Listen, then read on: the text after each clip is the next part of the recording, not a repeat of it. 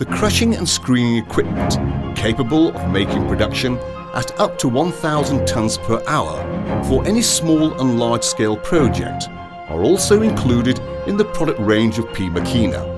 All components such as feeder, crusher, screen, screw classifier and belt conveyor run in perfect harmony to meet any needs of the sector.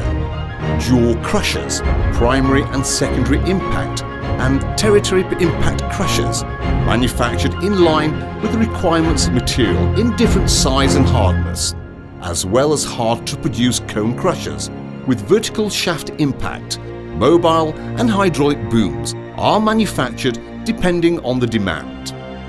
In crushing and screening equipment, high-quality gearboxes manufactured by Makina are used in parallel to the preference of the best quality primer used in order to enhance the durability of each equipment.